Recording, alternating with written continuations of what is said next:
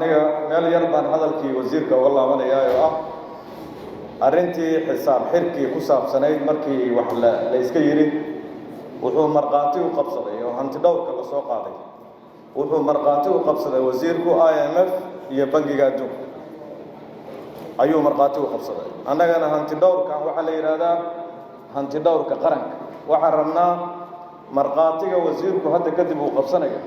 hadal hanti dhowrkii qaranka ee dalkani ugu asayn garaysnaa oo shaqadiisa ay ahayd inuu xisaabaadka qaranka si madax bannaan u dul istaago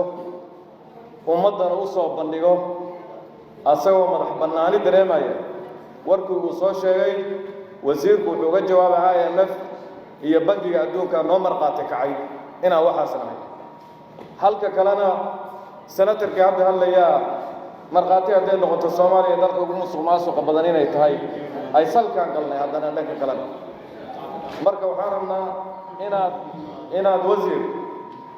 iyo wasaaradda sharafta leh inay dalkan hanti dhowrkeeda ixtiraamto wuxuu soo sheegay hadday jawaab ka bixinaysana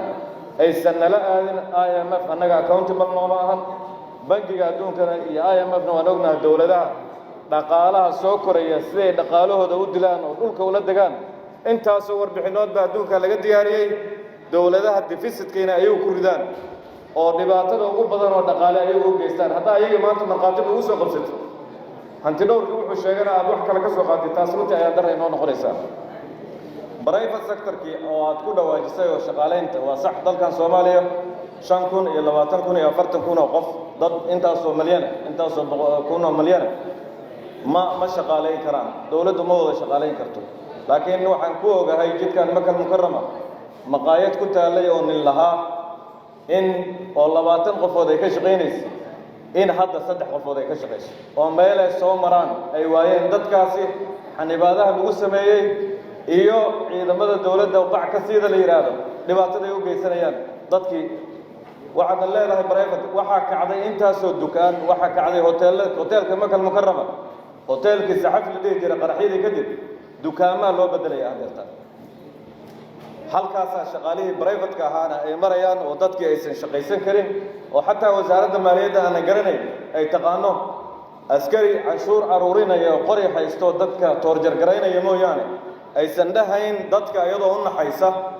aysan dhahayn war dadkan si ay private loo shaqaystaan ganacsada waa ogtiin dhibaatada ka soo gaartay war dadka loo naxariisto xitaa ma lahayn wasiirku wuxuu leeyahay waxa weeye dhaqaalaha kordhay bas asaga standardkiisu dhaqaalaha kordhay way see lagu soo qaaday dadkii laga soo qaaday sidee ku sugan yihiin xaaladee ku sugan yihiin waxa soo dhan waxba laga sheegi maayo marka la qabtana waxa weeye IMF iyo bangiga adduunka way marqaatigan annagu IMF iyo bangiga adduunka wali baan aragno ayagoo hor taagan oo aan xataa waxna dhahay anigu arrintaas waxaan marka soo xasuusto waxa soo dhan oo runtii soo kiciyay wasiirkeenu xigmado badan baa gudoomiyaha aqalka sare maanta ay sheegeen oo gabayay sheegeen oo Khadiija wasiiradeena gabay ay sheegtay sees wasiirka laftiisu tiriyo Soomaaliya waa mashruuc la yiraahdo ayaa jira wallahi hadday mashruuc tahay wasiir marka tirmaysan mashruuc ahayn Soomaaliya hadday mashruuc tahay mashruuceedina IMF bangiga adduunka hoos geysay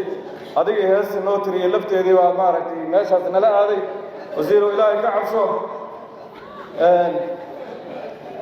waad shaqaynaysaa waad dadaalaysaa laakiin xaqiiqda waxaan rabnaa ku saabsan waxyaalihii aad tiri baarlamaanka waa hor imaanaya oo geesinimadaas waa dhiirigelinaynaa laakiin dhanka kale annagu hanti dhowrka arrintiisu waxay noo tahay dalkan buu mas-uul ka yahay IMF iyo naga daawo World Bank fadlan waa maasan